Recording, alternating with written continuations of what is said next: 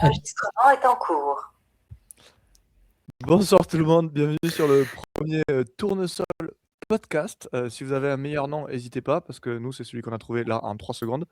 Et du coup, c'est quelque chose qu'on aimerait faire avec les gens à Tournesol, donc avec les Titouans. Et un invité pour la première session, Shaiman, le futurologue. Et on voulait faire ça régulièrement, où on va discuter un petit peu d'actualité sous l'angle des algorithmes de recommandation. Voilà, donc c'est ça qu'on va faire. On va faire ça sur YouTube et on va le mettre en podcast si possible. Et bienvenue sur ce premier épisode. Donc on a ici, alors si vous ne les connaissez pas, Shaiman. Bonjour. Présente-toi. Donc Shaiman, créateur de la chaîne YouTube Le Futurologue, qui essaye de vulgariser les enjeux autour de l'intelligence artificielle et notamment quels risques elle pose et puis qu'est-ce qu'on peut faire en tant que société face à ces risques. Voilà, et qui parlera de plus en plus d'algorithmes de recommandation quand j'aurai assez convaincu Shaiman de plus en parler encore qu'il ne le fait déjà. Lé. Ouais, bonjour, moi c'est Lé, du coup je suis maintenant le directeur exécutif de l'association Tournesol. Je crois que tu n'as pas beaucoup présenté l'association Tournesol, on peut dire juste quelques mots vite fait. C'est une association qui vise à rendre les algorithmes de recommandation plus démocratiques, en tout cas à sensibiliser sur l'importance aussi de les réguler et à proposer un numérique démocratique fondé sur 4 piliers, notamment autour de la transparence, de la sécurité, des avis réfléchis et d'être fédérateur. Voilà, mais après, tu sais, c'est pour ça qu'on a un président pour faire ce genre de rappel. Donc c'est vraiment parfait. Titouan. Bonjour, Titouan Lustin. Je suis vice-président, nouveau vice-président de l'association, donc le bras droit de Jean-Loup Fourquier ici présent. Et je vais parler peut-être un peu aujourd'hui du lien entre les algorithmes de recommandation et le climat. Et sinon, je m'occupe en général de la communication interne et externe sur de tournesol.org. Parfait, tu utilises déjà la nouvelle dénomination, c'est vraiment parfait. Du coup, les sujets sur lesquels on voulait échanger un petit peu, débattre aujourd'hui, je vous propose de commencer. Alors là, je ne les ai pas sous les yeux, donc va falloir m'aider. Voilà. Je vais peut-être ouvrir avec le DMA parce que c'est un peu l'actualité de demain. Du coup, ce sera peut-être déjà passé une fois que la vidéo sera en ligne et que le podcast sera dans vos écouteurs. Donc, ce qui se passe en ce moment avec le Digital Markets Act, donc c'est un règlement européen qui essaie de réguler les gatekeepers, notamment tout ce qui est à la source des monopoles sur le numérique. Et donc, un des exemples, notamment, c'est Google et le fait que lorsqu'on achète un téléphone Android aujourd'hui, il y a plein de produits Google qui sont préinstallés, notamment parce que le fait que ça soit sur Android, ça fait qu'en fait, on est déjà chez Google, puisque Android est développé par Google. Et donc, quand on achète un téléphone, en fait, on se rend compte qu'on est déjà embarqué pleinement dans Google. Il y a Gmail, il y a Google Calendar, il y a Google Messages, il y a Google News, et toute la suite Google. Tu voudrais dire que Google chercherait à mettre en avant ses produits sur ses téléphones ? Ouais, et non seulement il le chercherait, mais il le chercherait malgré la loi, malgré beaucoup de régulations antitrust déjà existantes aux États-Unis depuis longtemps, et maintenant avec le DMA sur le sol européen. Il y a un autre cas historique, je ne sais pas si vous vous en souvenez, c'est celui de Internet Explorer. Internet Explorer, qui a été développé par Microsoft, ouais, et qui a été préinstallé sur Windows. Et là, c'est le gouvernement des États-Unis, alors je sais plus c'est qui dans le gouvernement des États-Unis, je sais pas si c'est la FTC ou, bref, il y a un organisme américain qui a poursuivi Microsoft en justice en disant, ça crée de la concurrence déloyale. Et l'argument, il est assez intéressant, c'est juste de dire qu'il y a plusieurs marchés du numérique, notamment il y a le marché des navigateurs web, qui est pas le même que le marché des systèmes d'exploitation. Et l'argument, c'est que pour éviter les monopoles, il faut pas que le fait de posséder une position dominante sur un marché confère un avantage concurrentiel sur un autre marché. Et malheureusement, c'est beaucoup le cas aujourd'hui, hein, notamment comme on a plein de systèmes qui sont interconnectés, quand vous êtes sur la suite Google ou la suite Microsoft, chez AWS, chez Amazon, vous avez tout qui est interconnecté. Et du coup, le fait d'être, ou chez Apple, le fait d'avoir un Mac, comme certains parmi nous ici, je ne citerai pas de nom, ça confère du coup à Google, à Apple, un avantage pour être pour pousser tous ces produits à Apple. Et du coup, ça peut pousser aussi à l'enfermement propriétaire, parce qu'une fois qu'on a plein de choses chez Apple, ça devient très tentant d'utiliser d'autres trucs chez Apple, de rester dans l'écosystème, et ça peut être très coûteux d'utiliser des solutions qui ne sont pas développées par Apple. Et donc là, l'argument du DMA, qui est censé être du coup déjà en vigueur, c'est qu'il faut interdire ce genre de position dominante et d'utilisation d'une position dominante dans un marché pour acquérir les autres marchés du numérique. Et la proposition qui a été faite, qui est le tournesol, s'est ralliée, qui a été faite notamment par Jean Catan, l'ancien secrétaire général du Conseil national du numérique, et donc dans son organisme qui s'appelle le FOTI, le Future of Technology Institute. Leur proposition, c'est qu'un réseau social doit être traité comme un système d'exploitation. C'est-à-dire qu'un réseau social, en fait, si on réfléchit étymologiquement au terme réseau social, c'est un réseau, donc un ensemble de connexions et sociales, du coup, entre des utilisateurs. Donc, à la base, un réseau social, c'est surtout pour connecter des personnes entre elles. Et donc l'argument de Jean, c'est que le fait d'avoir un avantage concurrentiel dans la possession et la maîtrise de ces connexions sociales ne doit pas conférer un avantage concurrentiel sur d'autres marchés du numérique, notamment l'exploitation, la collecte et l'exploitation des données personnelles, les algorithmes de recommandation ou encore les applications qui permettent aux utilisateurs de naviguer à travers ce réseau social. Mais du coup, c'est quand même ce que fait le DSA, là, ou le DMA. Enfin, c'est l'extension de l'esprit de la loi antitrust au monde du numérique, parce que je ne sais pas si... Enfin, ce que j'avais compris, c'est pourquoi aussi la loi antitrust, elle fonctionne moins bien sur le numérique aux États-Unis que ce pourquoi elle a été pensée, le secteur bancaire, etc., etc. C'est aussi parce que, et pourquoi elle a été actionnée sur Microsoft, mais pas pour le reste, c'est parce que Microsoft vendait son système d'exploitation.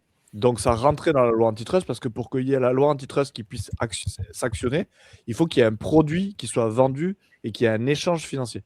Alors qu'effectivement, sur tout ce qui est système Android, etc., où tout est gratuit. Et donc, en fait, la loi antitrust ne s'applique pas autant dans les services qui n'ont pas de coûts financiers que dans ceux où ça se pose. Et donc, du coup, ce que fait le DSA-DMA, en fait, il s'abstrait de cette condition quelque part financière et il applique ça à tout le numérique et il fait la distinction entre les différents marchés, quoi. Ouais, enfin, il y a clairement de ça. Après, le défaut jusque-là du DMA, c'est que il incluait pas tout le numérique. Donc, c'était certains services du numérique, notamment les systèmes d'exploitation. Mais du coup, la proposition de Jean, c'est maintenant d'inclure aussi les réseaux sociaux. Carrément. De faire rentrer ça dans l'escarcelle des choses qui sont visées par ce truc antitrust. Exactement. Et ce qui est enfin, qui est très fort, c'est que l'amendement qui est proposé, c'est juste de rajouter 2 mots, de rajouter en fait réseaux sociaux à une liste de systèmes qui doivent être interopérables. Et du coup, il est censé être passé hier ou avant-hier, vu qu'on va être très rapide à publier le podcast. Et il est passé à quel niveau? À l'aller, retour? Enfin, il est à l'Assemblée nationale, ça va passer au Sénat, ça revient du Sénat. Enfin, ça en est où du trajet? C'est à l'échelle européenne, donc c'est plus au Parlement européen. Ouais. Et donc ça va être, du coup, la proposition va être soumise au Parlement européen. Du coup, alors je crois que c'est le 3 mai la date officielle. Enfin, il y a un peu de délai, mais voilà. Ok, trop bien. C'est une bonne nouvelle si le 3 mai ça passe, quoi. Ouais, bon après il y aura une phase enfin ce sera pas décidé le 3 mai, quoi. C'est juste, il y aura une phase de délibération et ensuite des votes. Mais c'est une première étape, en tout cas très importante, vers un numérique potentiellement radicalement différent, parce que s'il y a plus cet avantage concurrentiel de maîtriser toute la chaîne de valeur sur les réseaux sociaux, ça empêche énormément de l'enfermement propriétaire, notamment tout ce qui est effet de réseau. Et donc, ça peut vraiment rabattre beaucoup les cartes, et même ce qu'on imagine par un réseau social. J'ai rencontré quelqu'un qui me posait la question, est-ce que le but de Tournesol, c'est de faire un réseau social? Enfin, et du coup, on parlait de tout ça. Et du coup, j'avais déjà parlé un peu de tout ça. Et ce que je me suis retrouvé à dire, c'est en fait, si on applique ça, je ne sais même plus trop ce que c'est un réseau social. Enfin, il y aura un service de connexion entre les personnes, mais à la limite, ça peut s'appeler un annuaire. Et après, par-dessus, il y a plein d'autres services.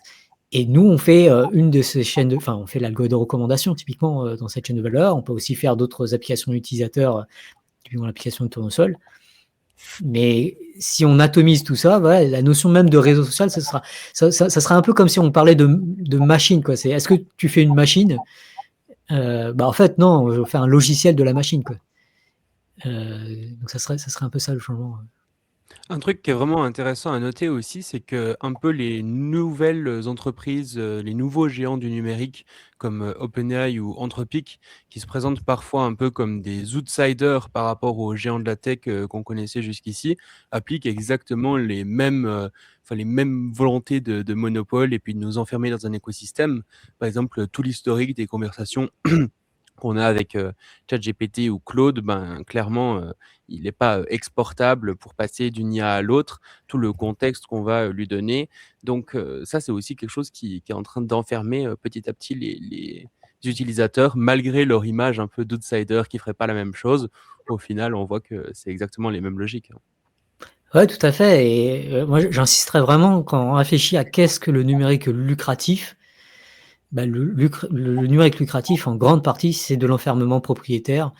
Le fait qu'on sait que la personne, on peut l'enfermer, on peut monter les prix et le coût de migration est trop élevé. Et il y a un risque que de plus en plus, en effet, alors qu'a priori, c'est contraire à la loi. Enfin, c'est-à-dire que normalement, ça reste des données personnelles et le RGPD prévoit que ça soit facile d'extraire les données personnelles d'un service web numérique. Mais que je comprenne bien le raisonnement, parce que moi je le trouve hyper intéressant et je suis pas sûr d'avoir compris ce que tu voulais dire tout à l'heure, Lé. En fait, ce que vous sous-entendez, enfin ce que tu sous-entends, Lé, c'est que pour qu'il y ait un réseau social, au sens où on l'entend pour l'instant, ça nécessite qu'il y ait eu un enfermement. C'est-à-dire que, en fait, si tu arrives à de l'interopérabilité, où en fait tu permets et qu'il y ait des API que les gens, en fait, le réseau social, ça sera tout simplement le web et Internet. Et, Ouais. et en fait, à partir du moment où il y a réseau social, et que par réseau social, on entend une plateforme, c'est qu'en fait, elle nous a enfermés, par définition. Parce que si tu as de l'interopérabilité granulaire, ou en tout cas qui permet à tous les bouts de parler avec tous les autres bouts, donc de quelqu'un de LinkedIn d'envoyer un message à Facebook, à un compte sur Facebook, tu perds le concept de réseau social. C'est ça, hein. Ouais, et puis il faut vraiment se rendre compte aussi de ce que ça implique en termes d'effet de réseau. C'est-à-dire que aujourd'hui, pourquoi est-ce que les youtubeurs publient sur YouTube? C'est parce que le public est sur YouTube et que si on publie ailleurs, on fait pas beaucoup de vues et du coup c'est difficile d'être rémunéré et même juste d'avoir de l'influence, quoi. Et à l'inverse, pourquoi est-ce que les utilisateurs sont sur YouTube? C'est parce qu'il y a beaucoup de contenu intéressant sur YouTube et donc c'est parce que les youtubeurs sont sur YouTube. Donc il y a un effet de l'œuf et de la poule. Et comme tu dis, la plateforme est en fait essentielle pour créer cet œuf et la poule, quoi. C'est pour créer cette dépendance, cet enfermement. Or, dans un monde ultra interopérable, avec des standards bien définis et plein de connexions à gauche à droite, en fait, là où je publie importe peu, je peux publier n'importe où, et toute une tuyauterie d'Internet serait standardisée, forcerait à ce que le contenu puisse arriver dans n'importe quelle application utilisée par un utilisateur qui va accéder à mes vidéos, quoi. Et il y a une déconnexion totale entre ce qui crée le contenu et celui qui le reçoit. Pour prendre un autre exemple qui est assez frappant, c'est WhatsApp versus Signal. Donc vraiment, si on regarde en termes juste de sécurité, Signal, WhatsApp est poursuivi en justice par son ancien directeur de la sécurité pour manquement à la sécurité. C'est le genre de choses qui normalement devraient être préoccupant. Mais même si on oublie tout ça, on sait que WhatsApp, de plus en plus, il y a des IA qui sont intégrées et il y a un risque en tout cas que WhatsApp soit intéressé par ces données Est-ce qu'ils le font vraiment? Il y a plein de questions qui pourraient être posées par rapport à tout ça. Mais ça pour dire qu'il y a une alternative qui s'appelle Signal et tous les experts de la cybersécurité reconnaissent que Signal est largement préférable à WhatsApp pour des messageries. Et le service est vraiment quasi identique. Enfin, c'est vraiment difficile de discerner à part la couleur de l'interface. Mais vraiment, les interfaces sont quasiment identiques. Et enfin, c'est pas un hasard. Signal a voulu réduire le coût de migration. Mais voilà, on a deux applications quasiment identiques et Signal est largement meilleur. Mais du coup, on peut se demander pourquoi est-ce que les gens sont encore sur WhatsApp. Et en grande partie, c'est l'effet de réseau. C'est le fait que les gens sont sur WhatsApp parce que leurs amis sont sur WhatsApp et leurs amis n'ont pas encore déménagé sur Signal. Du coup, pour garder contact avec des gens sur WhatsApp, il est tentant de vouloir rester sur WhatsApp. Mais du coup, quand on reste sur WhatsApp, on est un boulet pour nos propres amis qui souhaiteraient aller sur Signal, mais qui sont, mais à cause de nous, ils restent sur WhatsApp. On en parlera après justement de la dégafamisation et si justement et comment on peut faire pour éviter ce genre de dilemme insoluble. Insoluble tant qu'il n'y a pas interopérabilité. Mais s'il y avait interopérabilité, en fait, je serais sur Signal et je pourrais recevoir les messages des gens qui sont sur WhatsApp. Et ça change tout parce que du coup, il n'y a plus de coût à passer à Signal. Enfin, le coût devient dérisoire, quoi. C'est juste 3 minutes de setup et on a exactement la même expérience après coup, quoi. Je pense Mais on est plus sécurisé. Je pense qu'il y a un point aussi qui pourrait être reproché à ça, c'est de dire, à partir du moment où on va définir un réseau social, tous ceux qui se définissent plus ou moins comme un réseau social, mais qui ne sont pas des très très grandes plateformes, vont avoir des coûts beaucoup plus importants pour développer un petit logiciel, je ne sais quel logiciel. Nous, à tournesol.org, on propose notamment une autorisation de mise sur le marché, de dire qu'en fait, c'est d'abord ceux qui ont la plus grande influence qui doivent se plier à des règles. Et c'est une approche qui avait été faite par le DSA en identifiant des très grandes plateformes et du coup de dire, prenons d'abord les très grandes plateformes des réseaux sociaux. Donc, par exemple, dans le DSA, elles sont déjà identifiées. Il y a Facebook, Instagram, LinkedIn, Pinterest, Snapchat, TikTok, Twitter, YouTube. Et déjà, si on identifie ces réseaux sociaux-là et que ceux-là doivent se plier à une réglementation, ça permettra, dans un second temps, peut-être à n'importe quelle application d'être interopérable avec celle-ci ou avec d'autres. Mais ce n'est pas forcément Tournesol où on entendait parfois des personnes qui essayaient de proposer des réseaux sociaux alternatifs, hyper éthiques, etc. Et ils disent « Ah non, je suis contre cette mesure parce qu'elle va elle va faire que je suis interdit. » Je ne pense pas que ce soit vraiment l'approche de ce type de réglementation. Non, clairement pas. Hein. Il y a vraiment ce VLOP, Very Large Online Platform, qui est vraiment le mot qui est tout le temps là. Et moi, je pense que c'est vraiment, en tout cas, à tournesol.org, on n'a pas du tout peur de ce genre de réglementation parce que, a priori, hélas, nous ne sommes pas une VLOP. Wikipédia est une VLOP selon le DSA, mais je pense qu'ils n'auront aucun mal à se plier à quoi que ce soit, et je pense qu'ils sont déjà même bien au-delà de quelconque future réglementation dans les 50 prochaines années. Je pense qu'il n'y a pas trop de soucis pour Wikipédia alors qu'ils sont une VLOP, effectivement. Ouais, cool. Je pense qu'on peut boucler sur ce premier sujet. Si tu veux parler ensuite de peut-être quitter les big tech.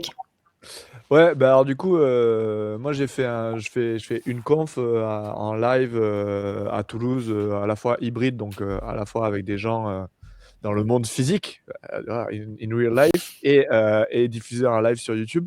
Et du coup, le dernier sujet, c'était la dégafamisation, et notamment comment lutter contre l'emprise américaine.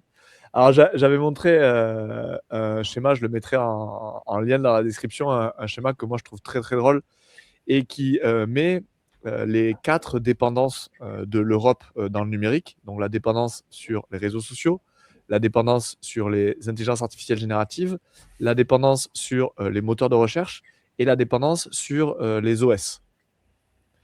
Et en fait, ce qui est rigolo, c'est que on est rouge vif de partout, c'est-à-dire dépendance à plus de 80% sur tout, sauf sur les réseaux sociaux. où on est jaune pâle, ce qui veut dire qu'on a une dépendance. Ah, exactement, attends. Dépendance. What the fuck.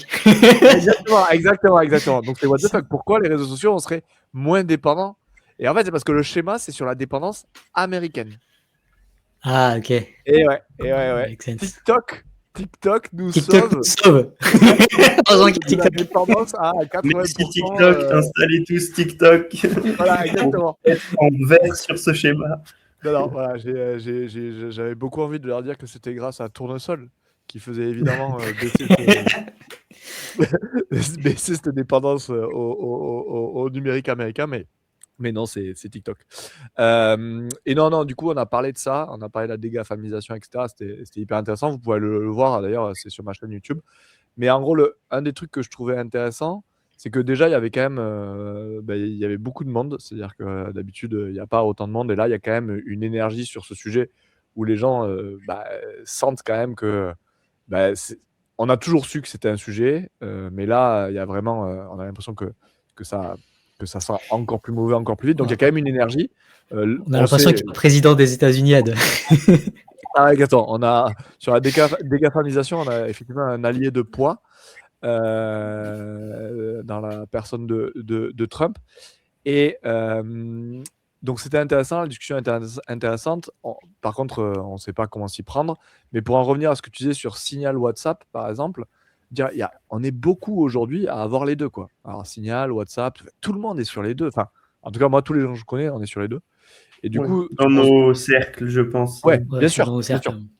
Ouais, mais dans nos. Alors, mais ce qui est intéressant, c'est que dans nos cercles, moi, je me suis aperçu, et c'est de ça dont on parlait, et tout le monde était d'accord avec ça, c'est qu'en fait, on garde quand même pas mal de conversations sur WhatsApp, alors que la personne, elle est aussi sur Signal. Parce qu'en fait, c'est historique. La conversation, elle date peut-être de avant qu'on ait soi-même installé Signal. Et du coup, il y a un peu un truc où déjà, si on arrive à prendre tout notre WhatsApp et qu'à chaque personne, on regarde juste si elle n'est pas aussi sur Signal et qu'on continue la conversation sur Signal, quelque part, on fait déjà un petit peu switcher. Alors, ce n'est pas de la dégafamisation, attention, radicale. Hein. C'est juste de passer d'un ratio 80%, 20%, 80% sur WhatsApp, 20% sur Signal, à un ratio inverse.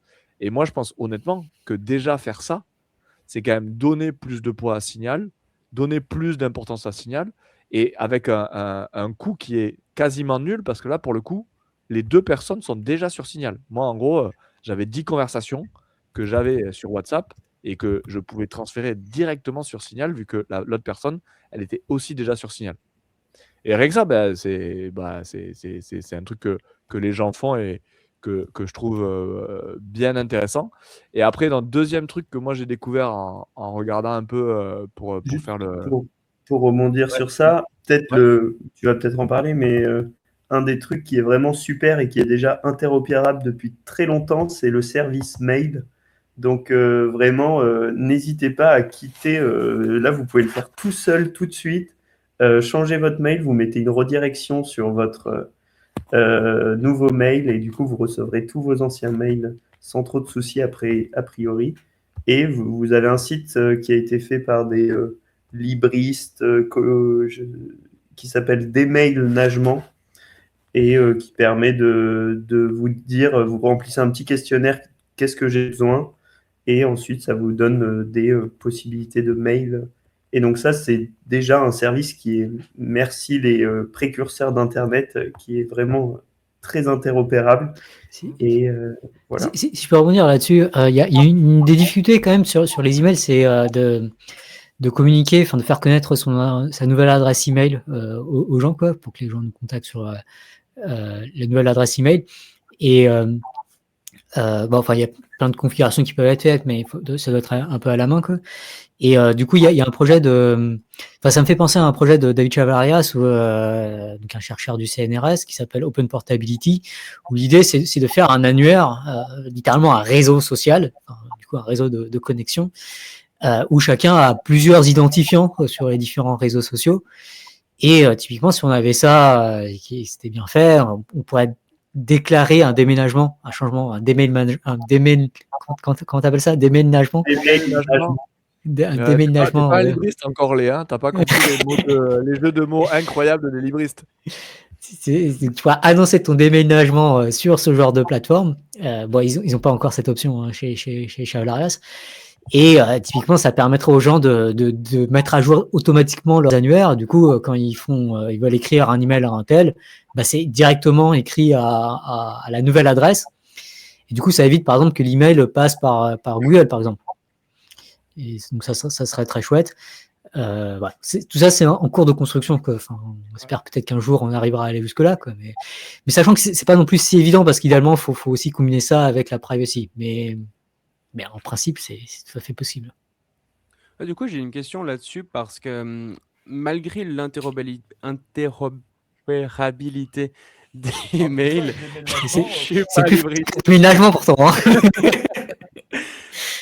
Donc malgré ça, on voit qu'il y a quand même un gros monopole de la part maintenant notamment de Gmail avec Google derrière, et les gens qui restent finalement avec l'application Gmail, avec des mails qui finissent en .gmail, et maintenant encore plus de l'IA générative qui vient analyser les mails, qui vient les classer par ordre de priorité et autres. Donc il commence à même y avoir des sortes d'algorithmes de recommandation à l'intérieur des mails, ce qui n'était pas le cas jusqu'ici. Donc finalement, est-ce que c'est Oh, j'y arriverai jamais. Interopérabilité. Est suffisante. Ou qu'est-ce qui manque dans le cas des mails pour qu'on puisse vraiment sortir des GAFAM dans ce cas-là, quoi. On en parlait tout à l'heure, mais rien que le fait que Gmail soit par défaut sur tous les téléphones Android, et aussi je pense qu'à chaque fois qu'on envoie un mail, mais dès qu'on envoie un mail avec un Gmail, on fait de la pub à Google d'une certaine manière, et tous ceux qui se créent des nouvelles adresses mail, ils se posent pas la question, je pense aussi. Après, il doit y avoir sûrement d'autres raisons, notamment le fait que Google est très très puissant et qui contrôle des leviers, notamment de publicité, assez phénoménal. Donc, je pense qu'ils peuvent réussir à faire de la pub sur leur propre service assez facilement. Et puis aussi, il ne faut pas négliger, l'interopérabilité ne palliera jamais au fait que le webmail de Gmail est hyper efficace. Ça marche bien, enfin, je veux dire, faut pas l'enlever au truc. C'est-à-dire que les gens, ils restent aussi parce que... Enfin, moi, je le vois, et là, pour le coup, ça a été un truc qui a été partagé. Hein. Il y a plein de gens qui sont venus au Pendant la bière, qui essayent de migrer sur des suites autres que Google. Moi, je nommerai pas ici des gens qui ont fait des migrations de Google Doc à d'autres trucs pour revenir finalement à des Google Docs. Hein. Chacun ici, dans notre assemblée, ses petits travers. Hein. Au moins, il est pas sur Apple. Au moins, il est pas sur Apple, ce mec. En fait, il est quand même un Mac, ce mec aussi, mais bon. Le même qui a fait les deux trucs. Il y a un qui est sur Apple et il y a là qui fait ses allers-retours entre des Proton Docs et des Google Docs. Mais c'est parce que ça marche bien quand même. Et l'interopérabilité, elle résoudra pas ce truc de comment on fait pour contraindre, redistribuer, faire en sorte de faciliter. Ça reste un vrai sujet, je pense. Mais disons que l'interopérabilité, déjà, elle va beaucoup aider. Mais par contre, cette étape-là, ça sera autre chose. Je pense qu'il y a un enjeu un peu type pollueur-payeur, où en fait, vu qu'elles ont beaucoup plus de moyens, forcément que leur service, il est aussi beaucoup plus important. Et souvent, les alternatives, c'est des assos, c'est des petits groupes, c'est des auto-entrepreneurs, enfin des entrepreneurs qui essayent de proposer la nouvelle alternative à Gmail. Et tant qu'il n'y a pas un système un peu réglementaire ou pollueur-payeur, où en fait, ces plateformes vont financer un fonds de développement d'alternatives, et sans que ce soit elle-même qui finance directement, mais qu'il y ait un tiers neutre dans le sujet, je pense que ça pourra permettre un déménagement. Ah voilà, alors pour partir sur ce déménagement, moi je pense qu'il faudrait parler de, plutôt que de pollueur-payeur, il faudrait inventer le concept de micro-cibleur-payeur. Parce que pour le coup, c'est plutôt sur ça qu'il faut faire la taxe et la redistribution. C'est sur le modèle économique de ces plateformes qui est basé à base de micro-ciblage publicitaire. Et donc, du coup, là, pour le coup, les associations qui font leurs petits services, elles n'auront aucun problème à ne pas être taxées vu qu'elles n'ont pas de modèle économique délétère basé sur ce micro-ciblage. Donc, pour le coup, je pense qu'on va en parler à la Commission européenne là, pour faire un amendement micro-cibleur payeur. Mais je pense que ouais, c'est plutôt ce genre-là de. Mais carrément, ouais, je suis carrément d'accord avec ça. Et après, un autre truc que moi j'ai découvert en faisant pendant la bière là, sur ce sujet, c'est que donc tout le monde se pose la question, voilà, j'ai ce service-là, je veux en partir. Et honnêtement, il y a un site web qui est pas mal fait sur ça, qui s'appelle, à chaque fois que tu cherches, tu fais alternative à machin, tu tombes sur ça. Ouais, voilà, c'est ça. Ça s'appelle Alternative To. Et en fait, du coup, j'avais toujours vu que ça existait, vous savez. Donc, tu mets YouTube, tu trouves YouTube et il te met les alternatives à YouTube. Et il te met pas les alternatives forcément que libres, hein. Il met toutes les alternatives de ce type de logiciel. Et en fait, ce qui est bien, c'est qu'en fait, il a un truc de filtre qui est hyper bien fait, où en fait, tu peux vraiment dire quel type d'alternative tu recherches. Et notamment sur 2 axes, parce que moi, du coup, j'ai fait tout un truc au Pendant la bière où je pense qu'il y a 2 axes à prendre en compte quand tu veux migrer. Il y a est-ce que c'est mieux collectivement? Parce qu'à la base, bon, c'est sur ça qu'on veut se dégafamiser, c'est sur le fait qu'on pense que la dépendance au numérique américain, c'est pas bien. Donc, on veut quelque chose qui est pas américain, qui est open source, qui est européen, qui est libre, n'importe. Et après, il y a aussi les critères qui sont beaucoup plus pratico-pratiques. Parce qu'en fait, c'est hyper facile d'aller sur une plateforme que tu considères être mieux collectivement, mais c'est hyper dur d'aller sur une plateforme que tu trouves moins bien de manière pratico-pratique avec moins de fonctionnalités. Et moi, ce qui m'a aidé dans ma transition sur certaines choses, donc pas en dehors d'Apple en l'occurrence pour l'instant, mais si je devais transiter en dehors d'Apple, ce serait plutôt une question de prix. Quand ma famille arrêtera de me faire des cadeaux et que je serai obligé de payer moi-même mon matériel, je pense qu'il y a beaucoup d'autres types de matériel qui auront le vent en poupe. Parce que de manière pratico-pratique, c'est pas le moins cher Apple. Et du coup, là, c'est pareil, c'est qu'il te permet, Alternative To te permet de dire, OK, je veux un truc européen, mais je veux cette fonctionnalité, par exemple. Cette fonctionnalité, je veux que ce soit offline first. Et ça, moi, c'est une fonctionnalité qui me plaît. C'est le fait qu'il y a plein d'outils open source qui sont vachement pensés pour être accessibles si tu n'es pas connecté à Internet. Et ça, par exemple, moi, de manière pratico-pratique, maintenant, je préfère avoir utilisé Obsidian parce que Obsidian, c'est un truc qui te gère tes fichiers et dans lequel tu peux écrire en local, etc. Mais surtout, j'ai beaucoup plus de facilité à travailler de manière déconnectée avec Obsidian que ce que j'avais à travailler avec Google Drive, sur lequel je faisais tous les documents, même les documents qui ne nécessitaient pas de collaboration. Et Alternative To permet d'avoir ce truc-là où tu peux décider des critères qui sont mieux collectivement et aussi des critères pratico-pratiques et fonctionnels.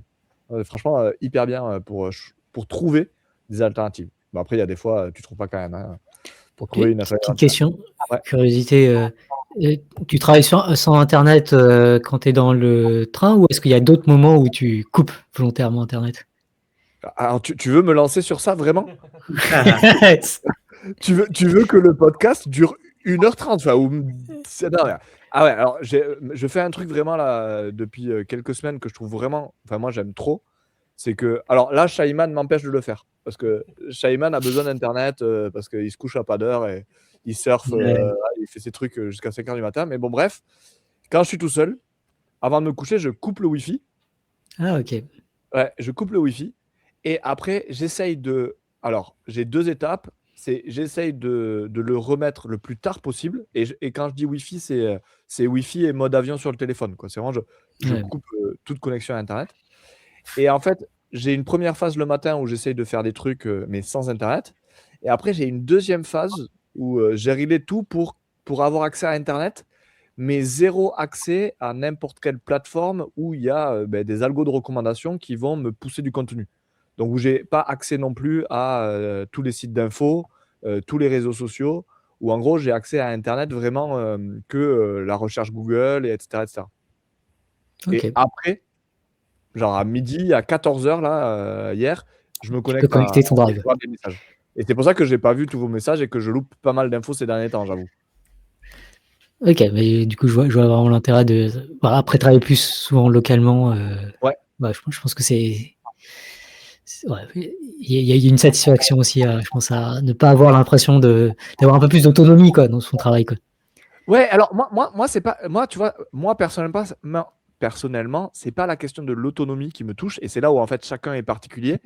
Moi, c'est la question de. J'ai l'impression que dès que je suis connecté, j'arrive plus à rien faire parce que je me fais croquer le cerveau. Vraiment, moi, les algos de recommandation, je suis une proie facile. Je Ouais. me fais croquer le cerveau. Et la seule manière que j'ai trouvé d'arriver à faire des choses, c'est de couper totalement sur une large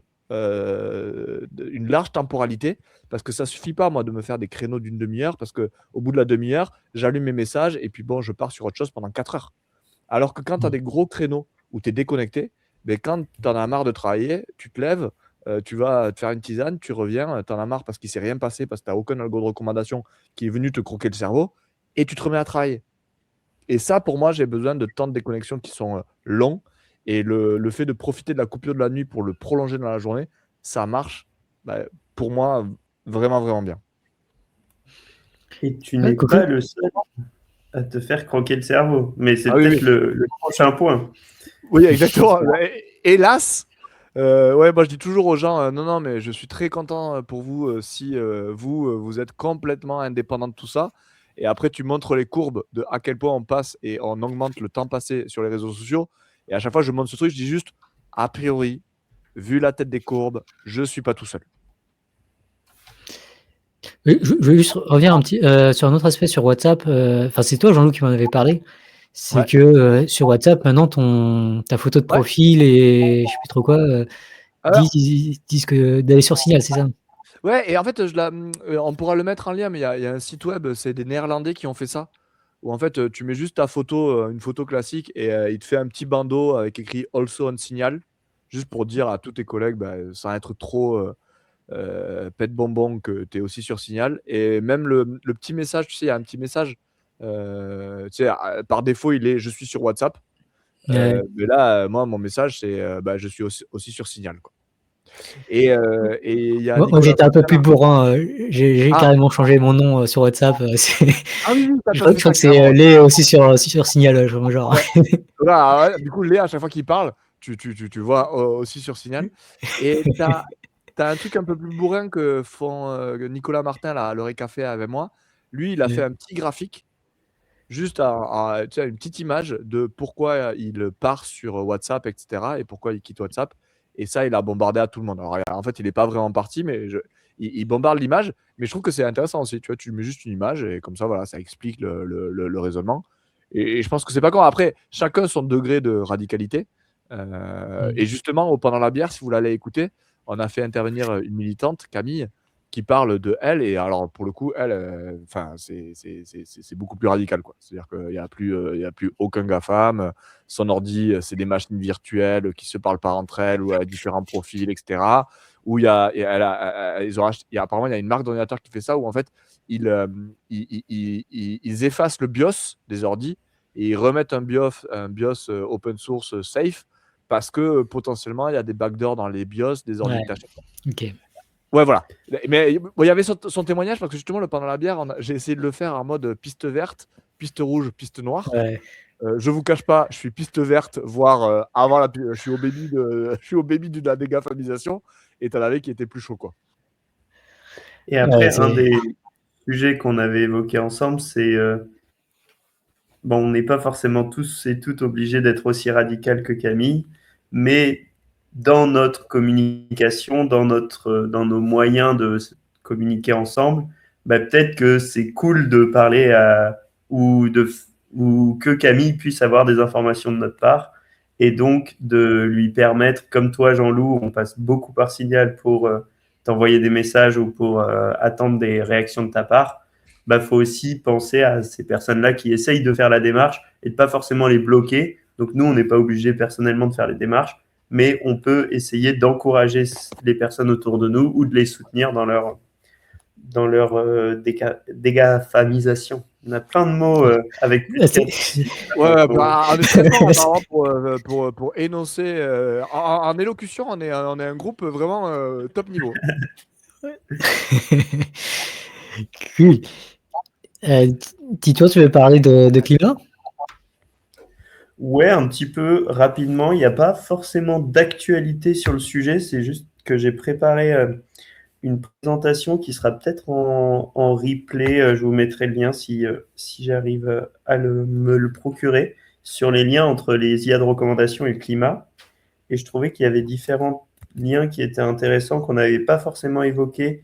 Donc déjà, il y a pas mal de ressources vidéo qui sont hyper intéressantes sur lesquelles je me suis basé. Donc, il y a faut-il vraiment culpabiliser en regardant YouTube en 4K? Donc ça, c'est Le Réveilleur et Après la bière. Donc Après la bière, Jean-Loup Fourquet ici présent. Ensuite, il avait fait une vidéo et un article de blog, le même Après la bière, un tournesol peut-il sauver le climat? Il y a aussi une vidéo que je trouvais intéressante de Lé, ici présent, la technologie que tous les écolos oublient. Donc ça, qui parle pas mal de la publicité. Avec Et Anatole, j'aime bien. Ouais, avec Anatole. Anatole, Ouais, tout à fait. tout à fait. Et donc, je parlais justement, je suis revenu sur cette vidéo qui est super bien recommandée sur Tournesol. C'est le fait qu'on est très nul en climat en général. Donc, j'ai retrouvé son chiffre. C'est une étude, un sondage mondial sur le climat où on posait différentes questions assez basiques sur le sujet. Et on se rend compte qu'il y a environ 30% de la population mondiale, vu qu'ils ont essayé d'être représentatifs, qui sont climato-sceptiques, donc qui pensent que le réchauffement climatique n'est pas d'origine humaine, voire même 6% qui disent que ça n'existe pas. Donc ça, c'est des chiffres de 2024.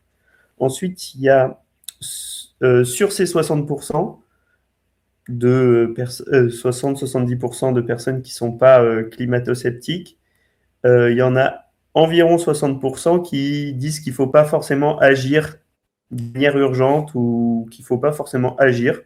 Donc voilà, il y a des personnes qui considèrent qu'il y a un réchauffement climatique, qu'il est d'origine humaine, mais après qui se disent que ce n'est pas forcément important d'agir sur ça. Donc on descend, là j'ai le chiffre, on descend à plutôt 40%, 38% qui ont une volonté d'action sur les 100%. Et ensuite, il y a ces ordres de grandeur. Est-ce qu'on est bien informé sur ce sujet? Donc j'ai l'impression que ça, c'est notamment sur l'intelligence artificielle. On parle beaucoup d'impact environnemental de l'intelligence artificielle par les data centers, par la pollution, par la requête en soi, alors que, et notamment dans la super vidéo du réveilleur sur faut-il culpabiliser en regardant YouTube en 4K, on se rend compte que le plus gros impact, c'est quand même comment vous achetez des terminaux, comment on achète des terminaux, est-ce qu'on achète un iPhone tous les ans ou un ordinateur ou une télé régulièrement, c'est ça qui va faire le plus gros impact, notamment sur le réchauffement climatique. Et même nous, on propose à Tournesol en général de parler du contenu plutôt que de l'objet, dans le sens où s'il y a une vidéo climato-sceptique qui est montrée à des milliers ou des millions de personnes, donc on ne citera pas la vidéo du Raptor qui a fait quasiment 1 million de vues et qui a été montrée à une large audience, peut-être que là, on rate aussi un impact environnemental de l'intelligence artificielle, de dire si on fait une requête ChatGPT qui, pour l'instant, a priori, n'est pas forcément très climato-sceptique, mais pourrait le devenir dans je ne sais quelle mise à jour, mais notamment quand on ne fait pas de requête sur les réseaux sociaux et qu'il y a du contenu qui nous est proposé et que ce contenu est soit climato-sceptique, soit nous donne des mauvais ordres de grandeur, soit nous dit que l'impact environnemental le plus gros du numérique, ça va être notre requête, ou est-ce qu'il faut supprimer ces mails, ou est-ce qu'il faut enlever nos télés que nos télés soient plus en veille, ça, peut-être qu'on rate aussi collectivement, qu'on prend une grosse charge mentale sur des choses qui ont vraiment très peu d'impact et qu'on passe moins de temps sur les trucs qui font vraiment de l'impact. Donc là, il y a par exemple une étude sur quand on demande aux Allemands, et c'est à peu près la même chose en France, qu'est-ce qui pour vous est le plus efficace pour baisser les émissions? Il y a 22% des gens qui disent que c'est moins de sacs plastiques, alors que ça a un impact sur le réchauffement climatique de 3 kg de CO2. Et par contre, il y a très peu de personnes, par exemple, qui disent le végétarisme, donc le fait de plus manger de viande, alors que ça a 450.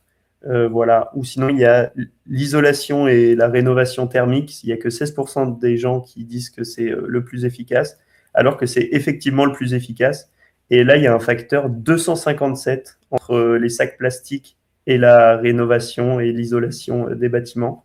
Donc, on voit que s'il y a une personne sur 257 qui est un peu mieux sensibilisée, ben, peut-être que directement, on a un meilleur impact carbone que tout cet enjeu de climat responsable, de numérique responsable, qui rate parfois peut-être un peu le coche. Voilà, Bah, tu c'était un vois, petit... un autre truc, moi, qui va dans ce sens, et je crois qu'on en parle dans la vidéo, mais c'est vraiment, t'imagines l'IA de recommandation d'Amazon, l'impact carbone qu'elle a en termes d'achat compulsif, parce qu'elle va arriver à savoir exactement. Juste, tu prendrais en compte, juste, tu sais, quand tu achètes un truc sur Amazon, le truc, ah, les gens, ils ont acheté aussi ça. Tu vois, la recommandation de supplémentaire. Non, mais là, franchement, tu peux faire plein de requêtes avant d'arriver à ce stade, hein, parce que là, en termes d'impact carbone, c'est juste, je pense, dément. J'avais pas trouvé d'études sur vraiment ça, l'impact carbone de l'achat impulsif dû à Amazon, notamment aux achats supplémentaires. Mais ça, je pense que ça serait, en tout cas, dans les ordres de grandeur, je pense qu'on serait au-delà des emails un peu trop gros qu'on garde dans nos boîtes. Ouais. Et on en avait parlé avec un fonctionnaire de l'ADEME qui nous avait répondu, ça on s'en souviendra tous je pense, ah non c'est trop gros ça, on peut pas le mesurer. Donc c'est pour vous dire. Ouais, je me souviens, du coup, on l'avait parlé, on m'avait dit, ouais, la publicité YouTube, de Google et tout ça, et puis il avait fait une tête, mais genre, je peux pas faire ça en radio, quoi, mais il avait fait une tête, et il avait marqué une pause, et en disant, ah, mais c'est énorme! Quelque chose comme ça, quoi. Et était là, bah oui, c'est pour ça qu'il faut en parler! Et voilà, notamment, il y a une étude, notamment mais d'autres personnes de Tournesol. Est-ce que YouTube devrait faire des recommandations climatiques? Donc ça, vous pouvez les trouver sur notre plateforme. Moi, je suis tombé aussi sur une étude indépendante à Tournesol, comme quoi il en existe sur le Cairn. Donc c'est Sylvain Dejean, qui a fait une analyse de la concentration de l'attention par les groupes médiatiques en France et qui a un graphique très sympa et qui a intégré les médias sociaux dans cette influence médiatique. Donc on voit que les médias sociaux, si on les rassemble, c'est au même niveau que les groupes publics, donc tous les médias publics télévisuels en France. Donc, ils comptent Meta, donc Instagram, Facebook, Alphabet, donc YouTube, Google, Snapchat, TikTok et Twitter.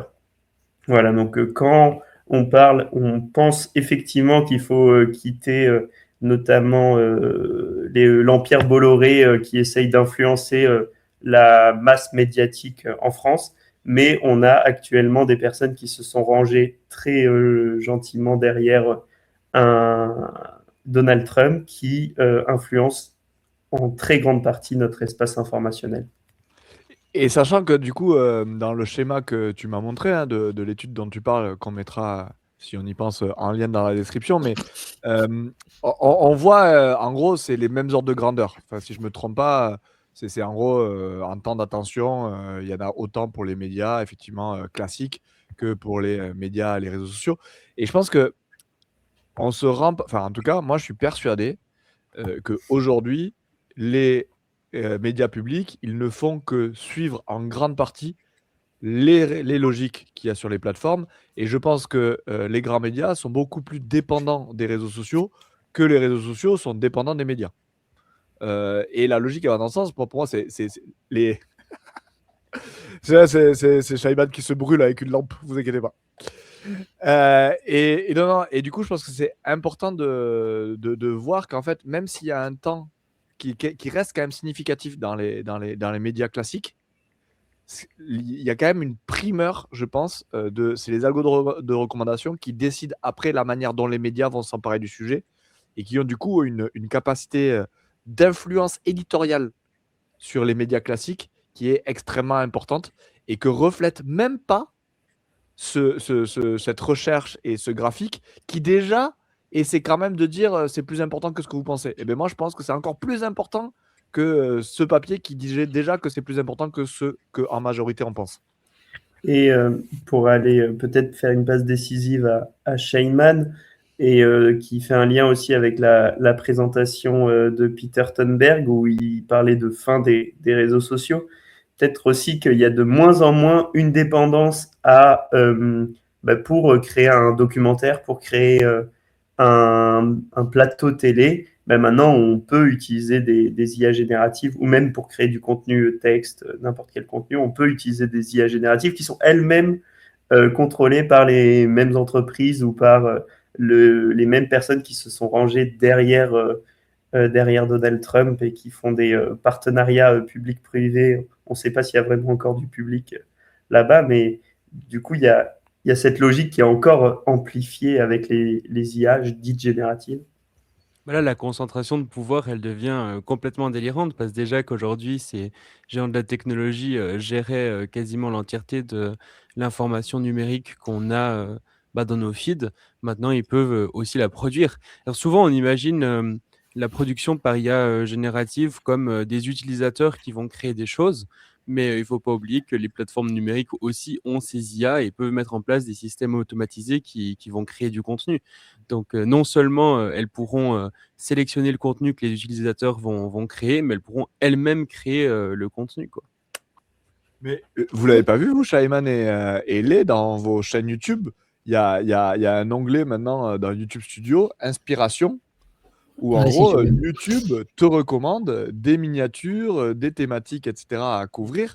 Et là, c'est le double effet qui se coule. Non seulement il y a l'algo de recommandation entre le créateur et l'utilisateur, mais maintenant, il y a un algo de recommandation entre la plateforme et le créateur.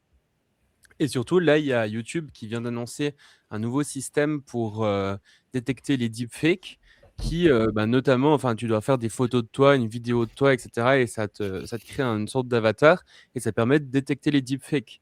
Mais ce genre de truc, c'est évident que dans un an et demi, ils vont dire, maintenant, vous pouvez générer des vidéos grâce aux données que vous nous avez données et vous pouvez avoir un avatar virtuel qui dit des trucs à votre place, vous pouvez générer des shorts ou autres. D'ailleurs, YouTube commence à proposer maintenant des nouvelles fonctionnalités avec des shorts automatiques extraits des vidéos. Donc YouTube te propose ça et tu peux sélectionner tac, tac, tac, je veux que ce soit des shorts. Donc ouais, ça c'est clair, ça vient remettre une couche, là-dessus, quoi.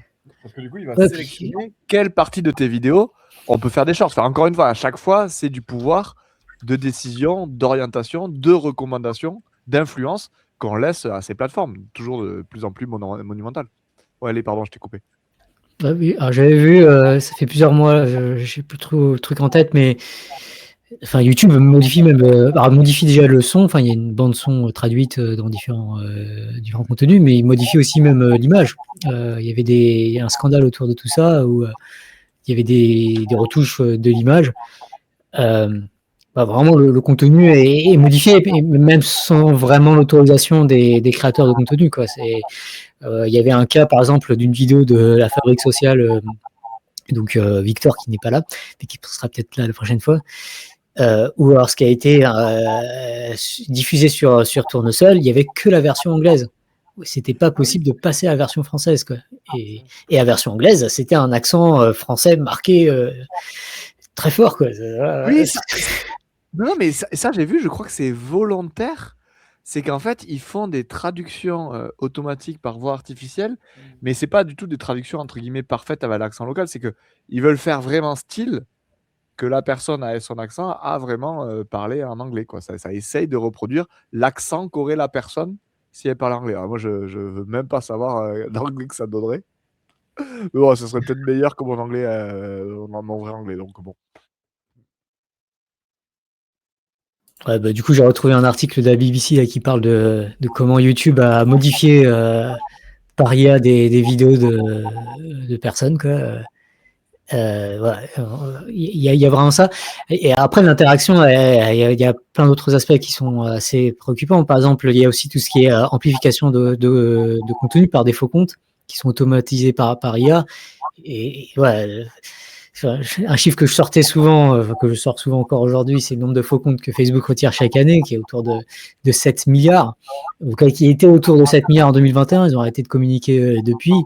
On peut imaginer qu'avec maintenant les IA génératives de partout, l'automatisation de ces faux comptes pour créer des activités factices est énorme, et ça a déjà conduit à des choses aussi graves que l'annulation d'une élection présidentielle dans un pays de l'OTAN et de l'Union européenne, quoi, la Roumanie en l'occurrence.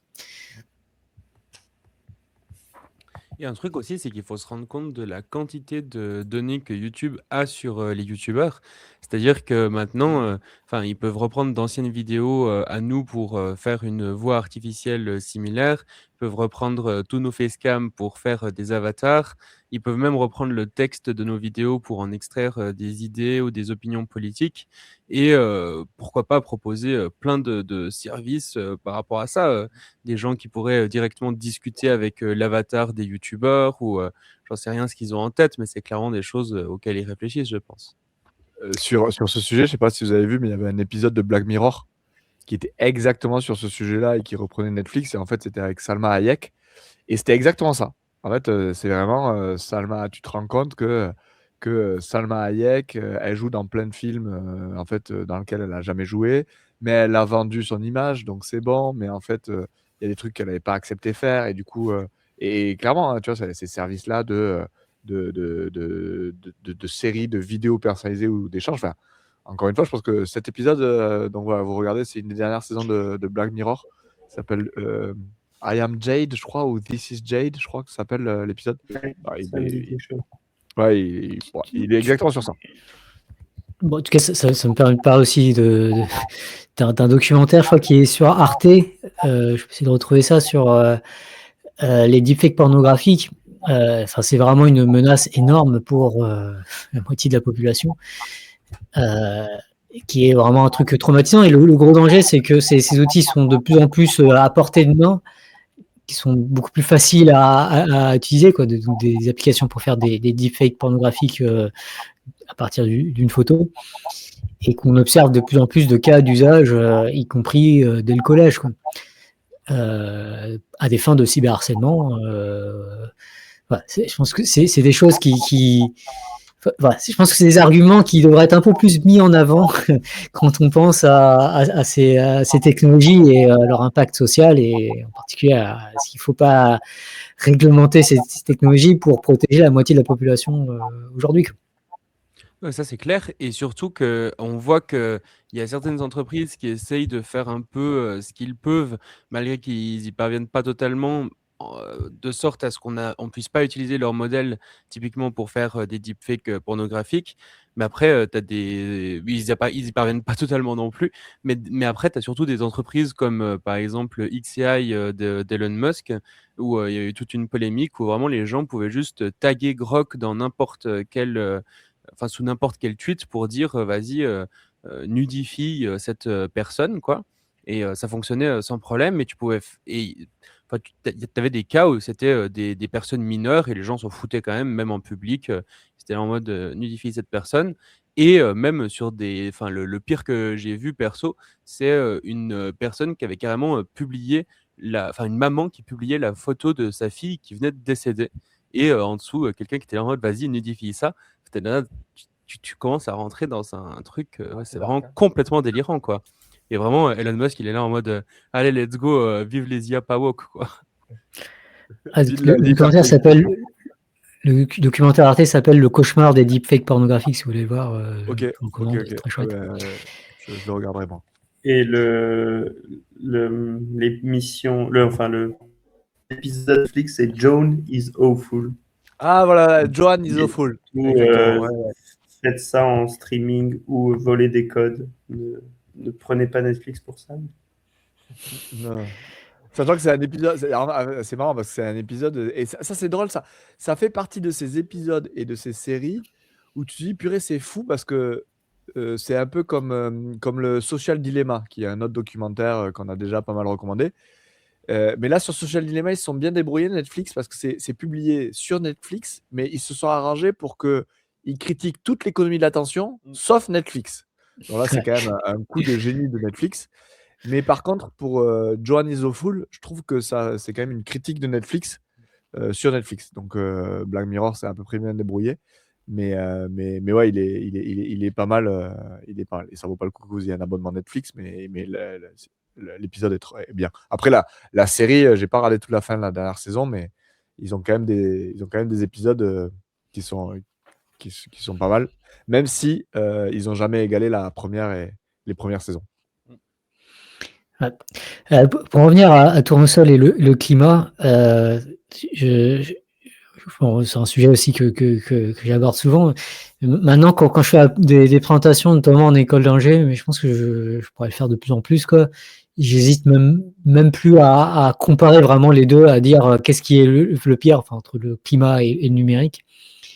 Et souvent, en fait, enfin, toujours, en fait, au bout de 15-20 minutes, bon, une fois, j'ai passé 1 heure, je pose la question en amont, quoi, du tout début de la présentation. Et en gros, surtout dans les écoles d'ingénieurs, c'est plus 90-10. La plupart des gens sont plus préoccupés par le climat que par le numérique.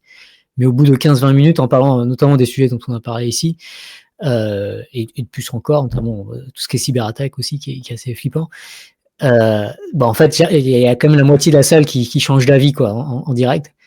Donc, c'est dire que pour moi, il y a vraiment un combat d'attention. Alors, clairement, entre le climat et d'autres choses, le climat manque d'attention. Mais entre le climat et le numérique, je dis souvent que je suis jaloux du climat. Non pas que le climat va très bien, quoi, mais qu'il y a quand même finalement toute une industrie aujourd'hui. Si un jeune veut travailler au service du climat, aujourd'hui, il y a toute une industrie, et voilà, surtout quelqu'un qui est diplômé d'une école d'ingénieur, il y arrivera, quoi. Par contre, aujourd'hui, pour même quelqu'un qui a un doctorat en informatique, s'il veut travailler au service d'un numérique plus souverain, c'est pas évident. C'est vraiment pas évident. Il n'y a pas beaucoup de carrières. Il n'y a pas encore toute une économie de la transition numérique, tout comme il y a une économie de la transition énergétique. Donc, je pense qu'il y a encore beaucoup de chemin, malheureusement, à accomplir. Ça, c'est un truc sur lequel j'ai quand même pas mal changé d'avis en 2025. Avant, j'avais l'impression que si, d'un point de vue numérique, ça avançait pas suffisamment vers justement plus de démocratie et de sécurité, c'est parce que les gens, il y avait peut-être des gens qui n'étaient pas d'accord. Mais en fait, plus ça avance et plus je me rends compte qu'il y a un assez large consensus quand tu discutes avec les gens pour aller vers un numérique beaucoup plus démocratique et sécurisé, et que globalement, les gens ont pas mal conscience du fait qu'il y a des grosses dérives derrière tout ça. Mais il manque d'une part beaucoup d'informations, et que quand tu leur donnes des exemples concrets, juste ils connaissent pas les exemples, même des exemples très connus comme Cambridge Analytica ou le génocide des Rohingyas qui a été amplifié par Facebook, ou les exemples classiques de ce type. Ce sont des exemples qu'ils connaissent pas ou qu'ils n'arrivent pas à expliquer. Et même pour ceux qui le savent, en fait, il y a déjà une sorte de consensus. C'est juste que c'est pas suffisamment martelé, c'est pas quelque chose qui est suffisamment dans la tête des gens au quotidien pour que ça devienne quelque chose de fondamental. C'est un peu, je pense que c'est un petit peu la même chose que par exemple sur l'élevage intensif. Quand tu demandes aux Français s'ils veulent mettre fin à l'élevage intensif, tu as grosso modo 80% des gens qui disent oui. Mais après, tu vois bien que l'élevage intensif continue. Juste parce que c'est pas une préoccupation suffisamment importante.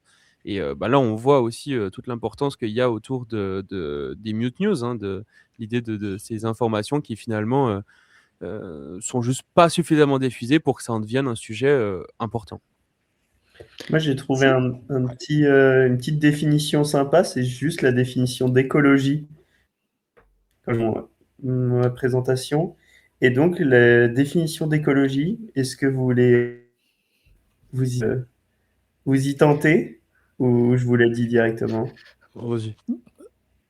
Allez, vas-y. C'est science qui étudie, selon Wikipédia, science qui étudie les interactions des êtres vivants entre eux et avec leur milieu. Et je pense qu'il y a vraiment cette notion d'interaction qui, en fait, est le cœur du numérique actuellement. C'est une grosse partie de nos interactions. Et en fait, l'écologie, c'est peut-être même justement s'intéresser au numérique et s'intéresser aux IA de recommandation. Et après, la deuxième phrase, c'est l'ensemble des êtres vivants, de leur milieu de vie et des relations qu'ils entretiennent entre eux forment un écosystème.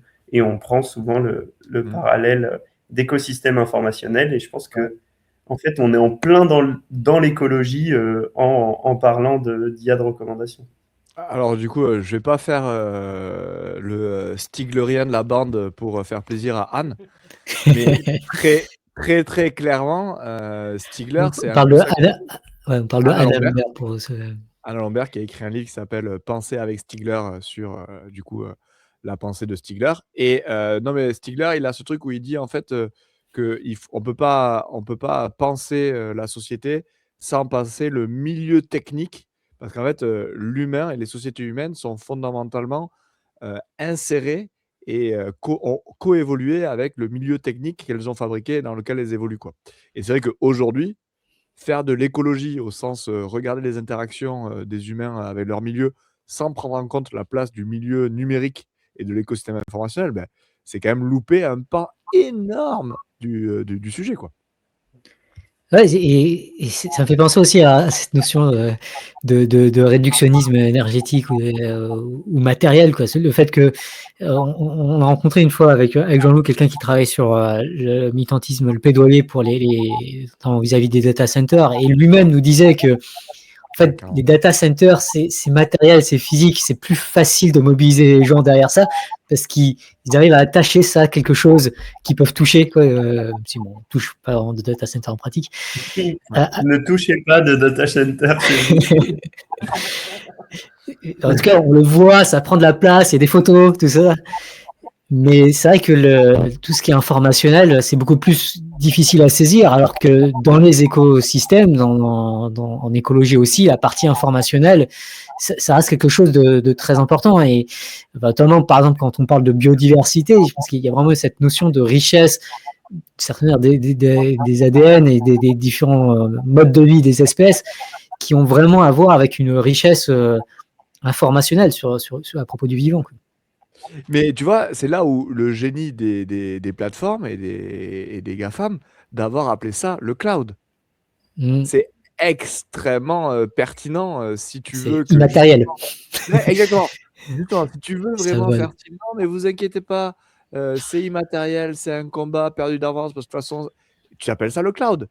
Et je pense qu'ils l'ont pas fait à dessein, ils n'avaient pas calculé ça, mais il s'avère a posteriori que c'est un coup stratégique qui les sert en tout cas et qui sert leur volonté de ne pas prendre leurs responsabilités et que nous, on n'arrive pas à se mobiliser parce que justement, le cloud, on a l'impression qu'il n'est pas matériel, alors qu'il l'est. Ils disent info-nuage au Québec. Ouais. Même les Québécois se sont fait avoir. Je suis sûr que les libristes ont un jeu de mots beaucoup plus matériel pour le sujet, mais que je ne connais pas. Ouais. En tout cas, ce que tu disais, Shaman, ça me permet de faire aussi une transition vers peut-être un truc dont on voulait parler. C'est Victor qui avait proposé qu'on en parle, mais bon, il n'est pas venu pour en parler. Donc Victor fait partie du mouvement Off February, qui correspond à dire qu'en février, on fait un peu comme il y a Dry January. Donc Dry January, c'est on arrête l'alcool au mois de janvier. Là, l'idée, c'est qu'au mois de février, on arrête l'autre addiction, j'ai envie de dire, de la plupart de la population, qui est notamment en particulier les réseaux sociaux, mais bon, c'est un effort un peu plus général pour le numérique, mais en particulier pour les réseaux sociaux. Donc lui il l'a fait, moi je l'ai pas fait, ça me paraît encore infaisable à mon échelle en tout cas de faire ça pendant tout un mois. Après ça dépend de à quel point aussi on publie, on dépend aussi des publications sur les réseaux sociaux. Shaiman l'a pas fait, je crois. Je crois que voilà. Je crois qu'il l'a pas fait. Bon, à vérifier.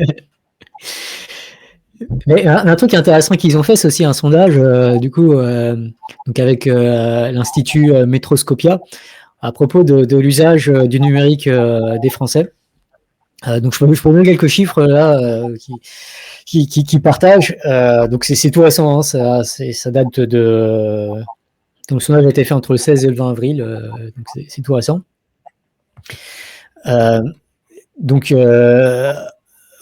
Qu'est-ce que je peux donner parce que il y a des statistiques en particulier sur Off February qui sont données. Donc il y a 6 millions de Français majeurs qui connaissent le défi Off February. Donc c'est quand même pas mal un succès. Un Français sur 10 quand même, c'est pas mal. Et il y en a 1 million d'adultes qui a participé à l'édition 2026. Donc ça me paraît énorme. Je m'attendais pas à ce chiffre. Le doublé de ces chiffres. C'est Victor apparemment qui les a. qui les a gonflés, qui les a donnés, pardon. J'ai regardé un petit peu la méthodologie et vraiment sur d'autres sujets, je sais pas, des questions où je m'attendais à vraiment une personne sur 10 ou une personne sur 100, il y avait vraiment une personne sur 10 ou une personne sur 100. Donc j'ai l'impression que c'est quand même assez représentatif de la population. Ok.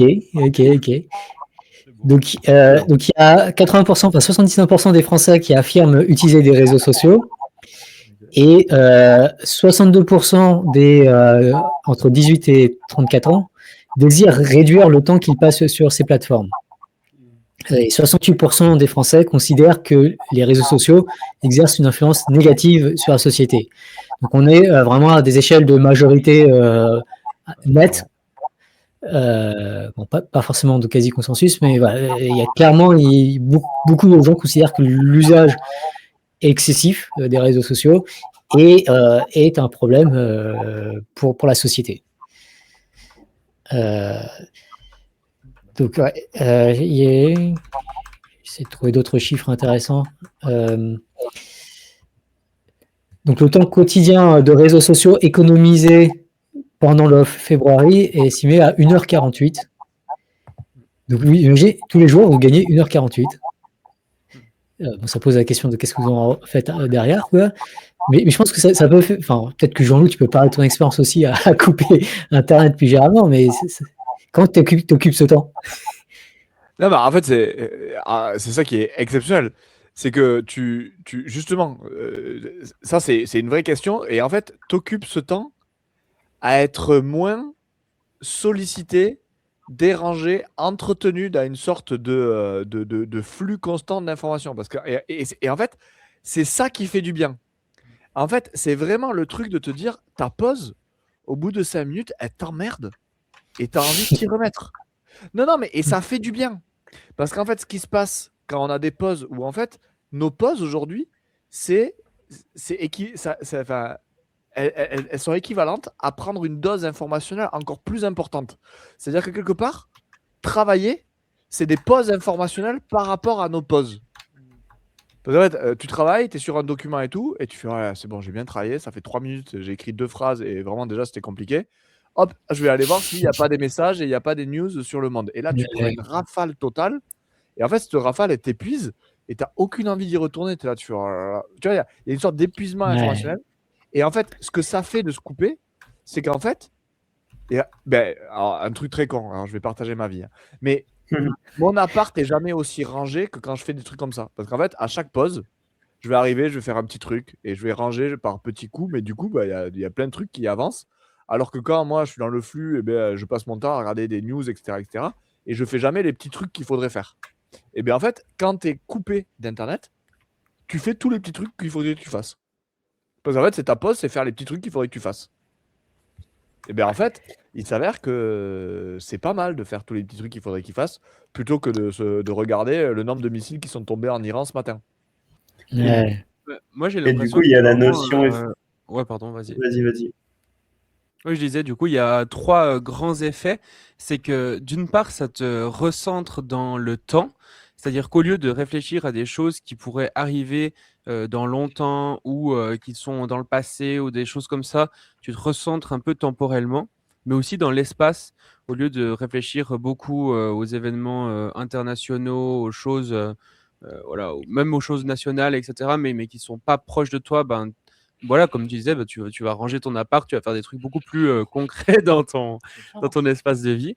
Et un troisième truc, c'est que ça te recentre aussi sur des choses sur lesquelles tu as le plus de contrôle plutôt que des infos comme ça qui viennent bombarder sur toi. Mais au final, pourquoi faire? Parce que c'est vraiment chouette de s'informer, d'être au courant de ce qui se passe dans le monde. Et voilà, on peut ressentir une sorte de devoir citoyen à le faire pour je sais pas, élire la bonne personne ou je ne sais quoi. Mais concrètement, est-ce qu'on a vraiment une grosse influence sur les missiles en Iran ou quoi que ce soit? Pas forcément, et parfois on a plus d'influence sur voilà, des choses plus concrètes du quotidien. Et personnellement, je l'observe parce que, à la fois en tant que producteur de contenu, à publier un short par jour sur toutes les plateformes et une vidéo par semaine et essayer de bombarder l'entièreté de mon audience de contenu, et à la fois en tant que consommateur quand même hyper régulier de ces plateformes, je pense que je fais vraiment partie des pires humains en termes de consommation de contenu et de diffusion. Et ce qui est intéressant, c'est que j'ai ma sœur qui a un alpage en Suisse dans lequel elle a des vaches, quoi, et dans lequel il y a quasiment aucun réseau. Et généralement, voilà, 2-3 jours par an, je vais l'aider. Et de façon extrêmement surprenante pour moi, c'est vraiment les 2-3 jours par an où je me sens le plus heureux. Vraiment, j'ai un apaisement total de mon cerveau, de trucs. Et juste, tu passes de qu'est-ce qu'on va faire avec Trump et les missiles en Iran à est-ce que je dois couper du bois pour ce soir et tu as des trucs tellement plus concrets et quotidiens, ça te plonge vraiment dans l'instant présent. Et ouais, c'est vraiment agréable. Et ben, tu vois, le fait de couper un peu comme je fais moi, juste toutes les nuits et le matin, ben, ça fait le même truc, sauf que j'ai pas les chèvres et j'ai pas les. Écoutez, tous les matins. Voilà, et tous les matins. Et non, et le truc que ça fait quand même, moi, que je vois, c'est que.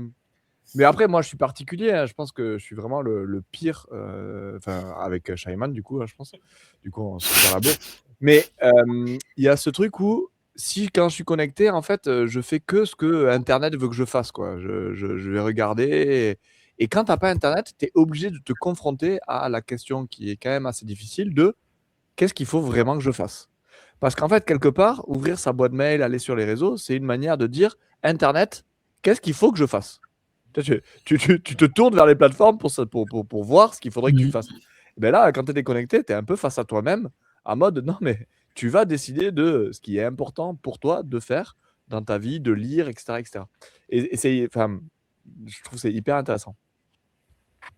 Ouais, j'ai une question pour vous parce qu'on a vu en fin d'année 2025 que c'était la première année durant laquelle les gens avaient moins consommé les réseaux sociaux.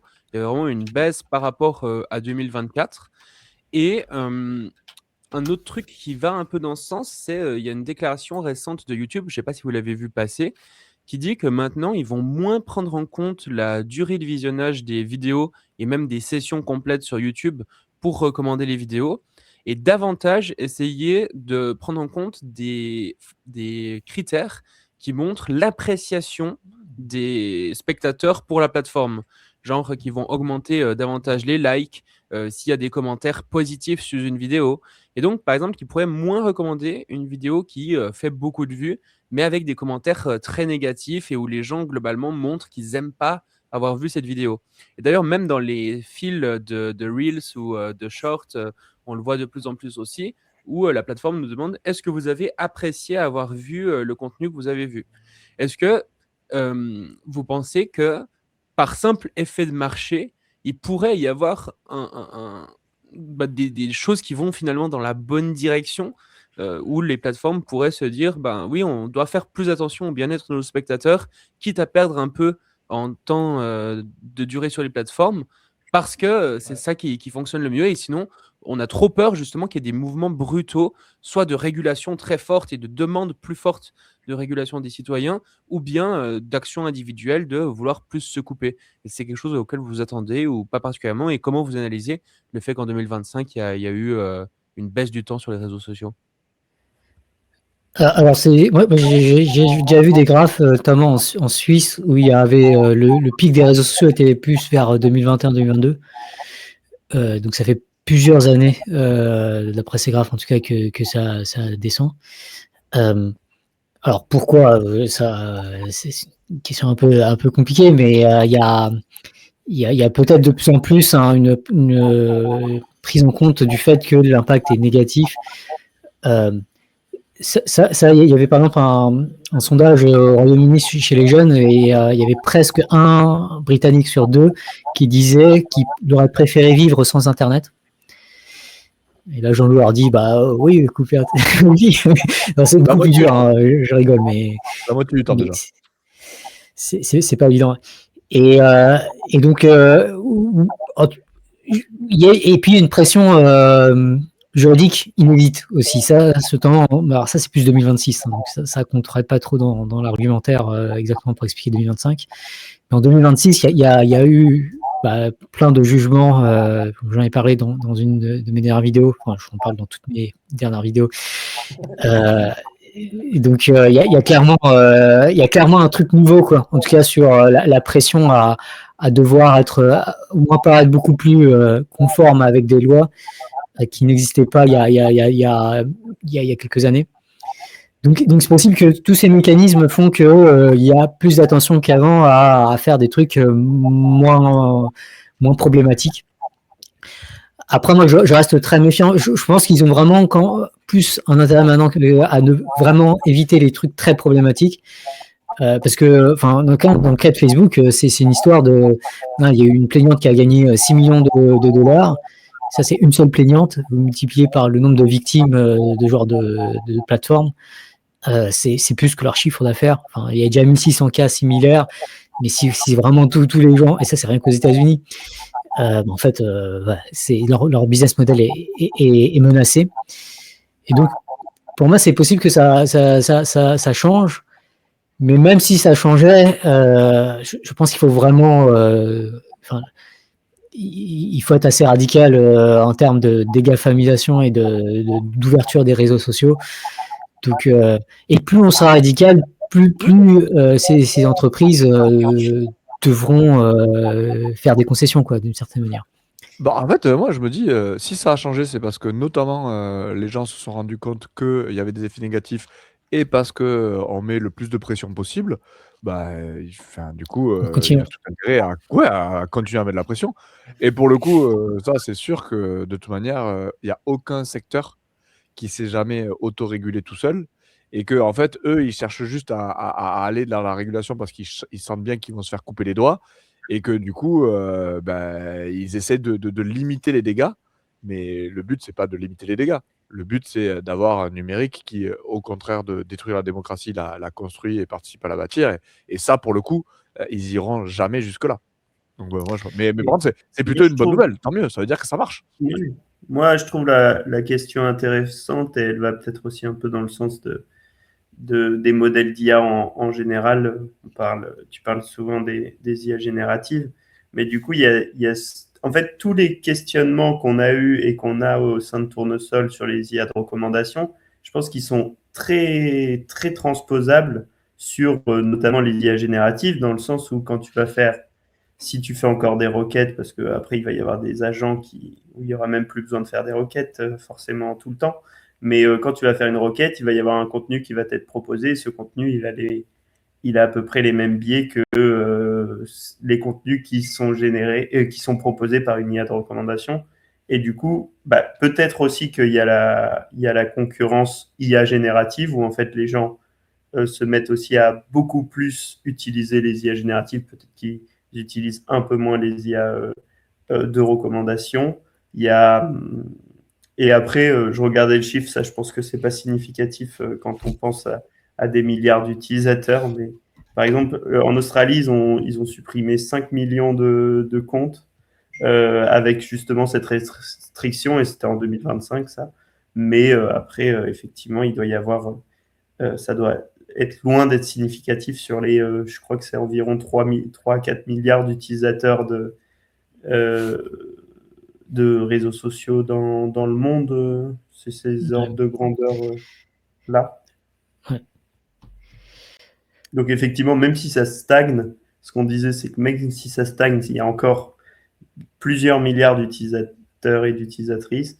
Et en plus, il y a ce sujet des IA génératives qui ont de nouveau toutes leurs problématiques et qui ne sont pas du tout démocratiquement entraîné, démocratiquement développé. Donc ça reste une problématique. Je rajouterais aussi pour moi, il y a une désocialisation des réseaux sociaux. J'avais une vidéo où je parlais de l'évolution. Avant, c'était quand même social. Enfin, dire vraiment, Facebook, tu y allais pour voir tes amis. Enfin, on oublie. Enfin, les moins de 20 ans n'ont pas connu cette époque, mais ouais, il y a une époque où sur Facebook, enfin, littéralement, tu allais voir tes amis. Enfin, tu parlais avec tes amis et tu annonçais des choses à tes amis, quoi. Et de plus en plus, il y a eu cet aspect d'abord parasocial, où il y a beaucoup plus les abonnements, et suivre des gens, suivre des personnalités notamment.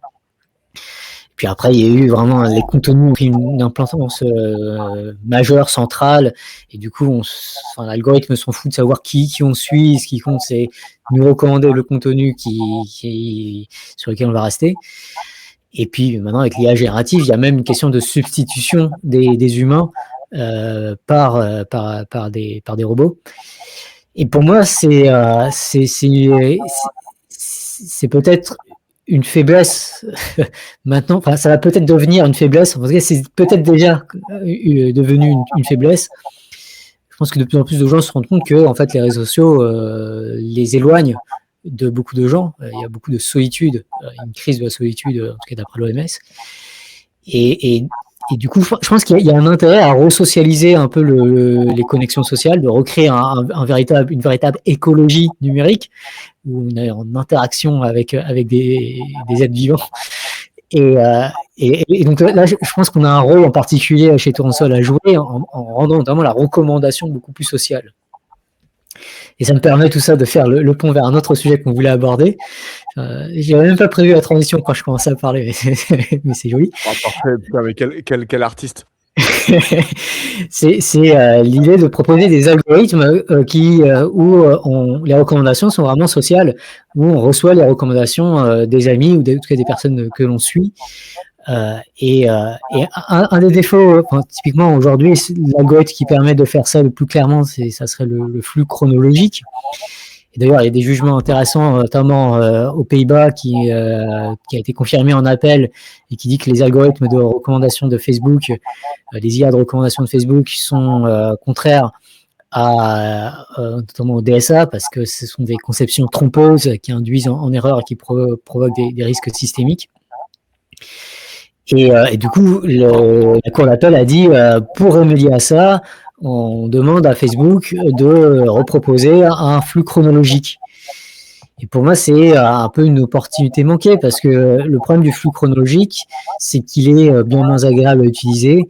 Donc, pour ceux qui font l'effort d'utiliser Blue Sky ou Mastodon ou d'aller dans les abonnements YouTube, en fait, c'est pas des flux très agréables à utiliser.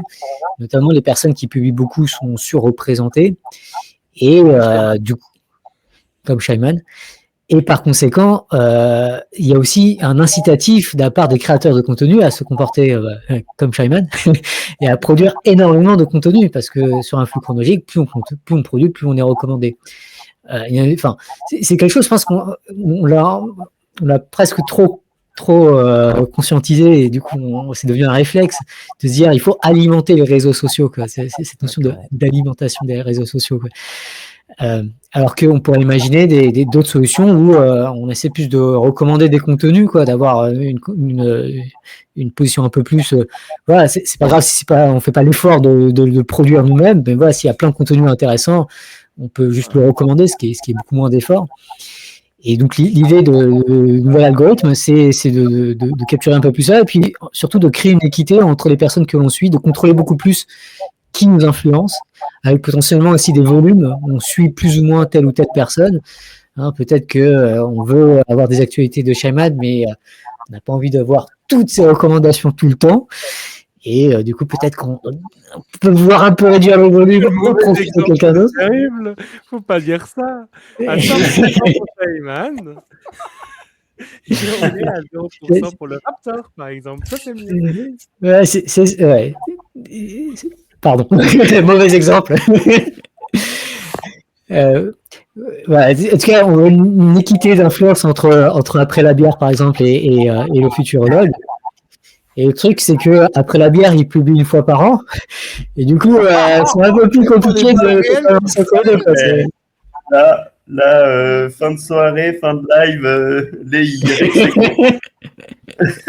Il est fatigué, il sait plus ce qu'il dit. Ouais. En tout cas, je vais pas être le prochain. Mauvais exemple à part. L'idée, c'est un peu plus de contrôle qui nous influence, et notamment aussi de valoriser un peu plus la recommandation de contenu plutôt que la publication de contenu. Voilà. C'est plein de réflexions qui sont en cours, et donc le but, c'est de concevoir ces algorithmes. Enfin, déjà, pas mal avancé dans leur conception, de les implémenter et puis de les rendre accessibles à la fois sur Tournesol, par exemple, pour avoir tous les abonnements YouTube sur Tournesol et avoir du coup un flux Tournesol qui inclut aussi les abonnements, ce qui n'est pas le cas aujourd'hui. Et puis le déployer sur d'autres plateformes parce que soit des algorithmes de recommandation et notamment dans un niveau d'interopérabilité, on pourrait les mettre à disposition sur n'importe quelle application idéalement. Mais bon, pour l'instant, on commence sur celle qui accepte les flux externes, en particulier Blue Sky. Ouais. Parce que Blue Sky, c'est la grande victoire de Blue Sky et le grand intérêt de Blue Sky. Ils ont fait ça de manière interopérable d'ailleurs, c'est eux qui ont créé le protocole AT-Proto qui fait que c'est interopérable et que Tournesol va pouvoir proposer l'algorithme que est en train de développer Lé, dont tu n'as pas dit le nom. Hein, je te laisse si tu veux dire. Ouais, en tout cas, le nom du framework général, en tout cas le nom technique, c'est Vece. Vece, c'est le nom d'assemblée qui avait lieu dans différentes villes pendant le Moyen-Âge dans les pays slaves, notamment dans l'ancienne Russie. Quoi. Et j'aime particulièrement, il y a une phrase dans Wikipédia qui dit que le dernier Vece avait lieu en 1500 et quelques, avant la centralisation du pouvoir en Russie. Est-ce qu'on n'essaie pas de ressortir de cette centralisation du pouvoir? C'est un peu l'idée de Vece. Franchement, c'est top. Et du coup, effectivement, le but, ça serait que la prochaine fois qu'il y a une décision type la Hollande, que potentiellement le législateur se dise « Ah oui, mais il y a un autre flux chronologique qui apparemment n'a pas justement les biais de représentativité des gens qui créent beaucoup de contenu ou d'autres biais que ces flux peuvent avoir et pense à Vece ou au nom sexy qu'on lui trouvera d'ici sa sortie. » Ouais. Mais du coup, pourquoi vous parlez d'un autre flux chronologique ou d'un flux chronologique modifié plutôt que de parler directement d'un nouvel algorithme de recommandation comme un peu le projet de base de Tournesol? En quoi ça serait différent? Pour moi, c'est pas différent. Après, il y a une question plus de marketing, quoi. C'est-à-dire que du coup, un des noms provisoires, ça serait Chronofaire. L'idée, c'est de se dire que c'est un flux chronologique, mais avec de l'équité. Et ce qu'il faut voir, c'est que Chronofaire sera une instanciation de Vece. C'est-à-dire que Vece, c'est un framework un peu plus général où l'idée, c'est qu'il y a un ensemble de personnes qu'une personne suit. C'est comme si on leur donnait des droits d'influence. Et donc, l'approche assez générale de Vece, c'est de dire que n'importe qui a un droit d'influence, donc à peu près n'importe quel utilisateur qui est suivi par au moins une personne, donc à peu près n'importe quel utilisateur, pourra ensuite pousser du contenu chez les personnes qui la suivent. Et en particulier, il y a toutes sortes de solutions pour faire ça. Mais Vece lui-même est interopérable, c'est-à-dire qu'on pourrait utiliser des services même d'un tiers pour faciliter cette recommandation du coup via Vece. Par exemple, on peut vouloir prendre en compte par exemple le fait que les trucs plus récents, on veut plus les pousser. On peut imaginer des trucs ou des interfaces où je dis tel contenu qui vient de sortir de après la bière, et c'est incroyable parce que ça fait 1 an que j'attendais, je veux vraiment le pousser. Où on peut se dire tel contenu du futurologue, celui-là il est vraiment beaucoup mieux que les autres contenus du futurologue, donc j'ai envie de pousser celui-là en particulier. Donc réfléchir, et on peut même imaginer des choses, par exemple tel contenu du futurologue, en fait il répond à ce débat que j'avais avec Titouan depuis 3 mois, et il n'en répond pas parfaitement. En fait, du coup c'est en particulier à Titouan que j'ai envie de le recommander. Et donc essayer d'avoir tous ces mécanismes qui permettent de faire ça bien. En fait, ça reviendra un peu à encoder la manière dont, naturellement, en tout cas moi, j'ai tendance à recommander du contenu. Sauf qu'aujourd'hui, quand je recommande du contenu à quelqu'un, souvent je vais passer par Signal ou par des messageries privées. Ce qui fait que l'information que je recommande tel contenu à telle autre personne n'est pas réutilisable. Alors que, en fait, bien souvent, c'est de l'information que je souhaiterais même être réutilisable, quoi. Donc, c'est aussi permettre ces mécanismes. Et donc, ça serait des versions futures qui s'appuieraient toujours sur Vece, mais qui ne seraient pas Chronofaire, en tout cas pas la version de base de Chronofaire. Et peut-être aussi une autre réponse, c'est la notion commun informationnel et la notion réseau social, dans le sens où si Vecce, il va plus s'intéresser à comment tu partages du contenu à tes pairs, alors que Mehestan, donc l'autre algorithme de recommandation qu'on développe depuis beaucoup plus longtemps et qui est celui qui est derrière tournesol.app, il s'intéresse au commun informationnel, donc en fait à ce que TF1 aux 20h va diffuser à une grande part de l'audience, et du coup c'est pour ça qu'on demande est-ce que ça devrait être largement recommandé, alors que dans Vecce ce serait plus est-ce que ça devrait être recommandé à tes followers. Alors, je sais pas si c'est une bonne manière de l'exprimer, mais est-ce que quelque part, les logiques de Vecce, c'est un peu pour décider de comment mieux personnaliser, alors que les logiques de la plateforme tournesol.app, c'est un peu comment donner une note globale à un contenu qui exprime une sorte de note d'intérêt général. Alors que l'autre, Vecce, c'est vraiment comment je personnalise de manière plus fair ma timeline et comment on donne plus de pouvoir à l'utilisateur. Et Ouais, ouais, typiquement, une image qu'il faut avoir, enfin, qui peut être utile à avoir sur Vecce, c'est en fait, chacun a son Vecce, j'ai mon Vecce, quoi. Et en fait, mon Vecce, c'est une assemblée. Et en fait, je choisis qui rentre dans cette assemblée. Donc, c'est mes abonnements, quoi. Et ensuite, je les mets dans une pièce et je leur dis, bah, faites-moi des recommandations, quoi. Et le truc qui ressort, ce sont mes recommandations. Donc, c'est un truc qui est fondamentalement personnalisé, puisqu'on choisit les personnes qui rentrent dans cette assemblée. Et qui a aussi le bon goût d'être extrêmement décentralisé, quoi. Enfin, c'est vraiment chacun pour avoir son propre Vecce, convoquer ses propres abonnements, quoi, pour faire ça, quoi. Alors que l'approche alors Mehestan, c'est également le nom d'une assemblée. Alors j'ai plus le truc sous les yeux, mais je crois que c'est en Mésopotamie. Ouais. En fait, il y a une époque où il y avait ces algorithmes avaient le nom de généraux byzantins, parce qu'il y a toute une histoire derrière. Et puis, bon, je suis arrivé, je fais, bon, bah, pourquoi est-ce qu'on donne des noms de militaires, quoi? Est-ce qu'on ne donnerait pas à nos algorithmes des noms de proto-démocratie, quoi? C'est un peu comme ça que c'est né. Et donc, l'idée de Mehestan, en gros, c'est plus, on met tous les citoyens dans une même pièce et on essaie de voir quelles sont les recommandations qui sortent de cette assemblée de tous les citoyens, quoi. Donc, c'est une approche beaucoup plus démocratique, en ce sens où elle rassemble tout le démos, tout le peuple, pour ensuite faire la décision, quoi. Ouais, c'est trop bien. Et du coup, à terme, j'imagine, un truc qui pourrait être bien, c'est un peu de mixer les deux. C'est-à-dire que les personnes aient à la fois un truc personnalisé, tout en intégrant quelques vidéos, posts ou autres qui sont largement recommandés, histoire d'avoir une vision de la société un peu plus consensuelle entre les mêmes personnes, et puis que les contenus qui soient les plus qualitatifs soient les plus recommandés, quoi. Oui, tout à fait. C'est déjà quelque chose. C'est quelque chose qu'on proposait déjà un peu dans l'article que Titouan avait mentionné avec Maxime Lambrecht et Martin Gibert sur YouTube Make Recommendations for the Climate, où l'idée c'est qu'il y a un socle commun à avoir sur le climat, sur la connaissance du climat et de ses enjeux, et on aimerait le pousser à tout le monde, quoi. Et donc ce qu'on proposait, c'était 2% à l'époque. Et donc typiquement, le truc qu'on va faire sur Tournesol, une fois qu'on aura mis tout ça en place, hein, ça ne sera pas du jour au lendemain, ça prendra encore plusieurs mois. À part si vous faites un don vraiment généreux à l'association. Ouais, si vous donnez des milliards, peut-être qu'on peut sortir ça dans quelques semaines. Il faut aller vite. Bon, instantanément. Des milliards, boum, instantanément, n'hésitez pas. Monsieur Pigas, si vous nous écoutez, n'hésitez pas.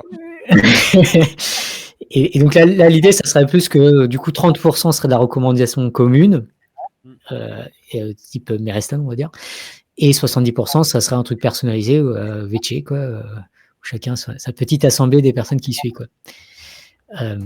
Et ça permettrait de mieux répondre aux 4 piliers d'un numérique démocratique. J'ai un petit trou de mémoire, Jean-Loup, tu peux les rappeler?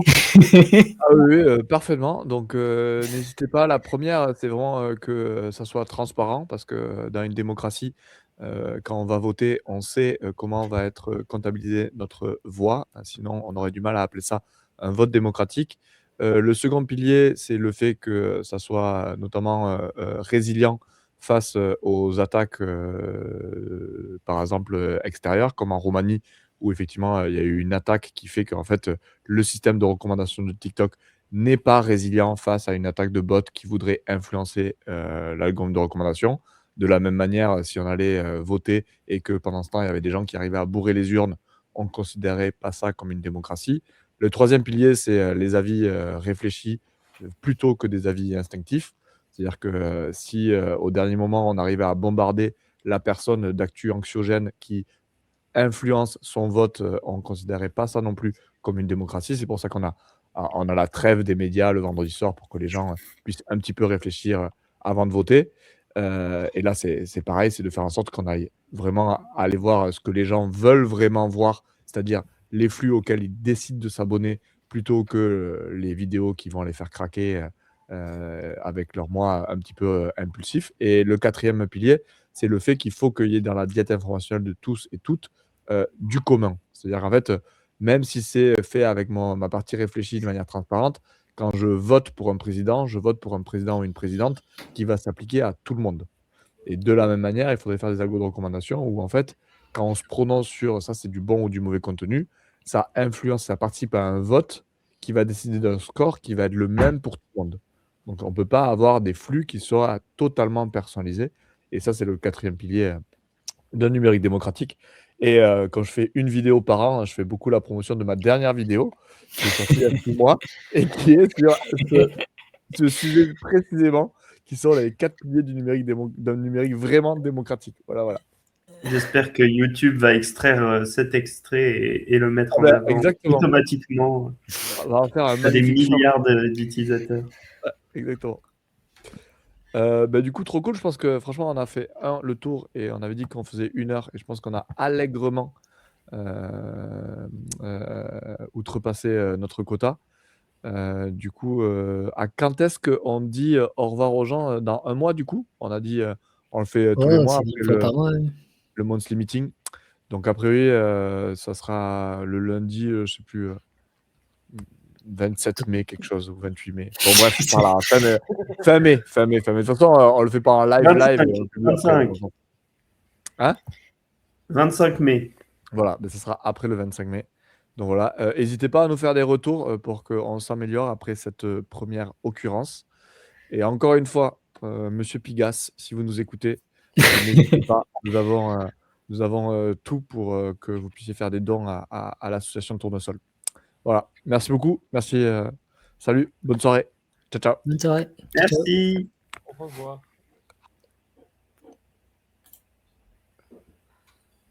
Et là, j'attends le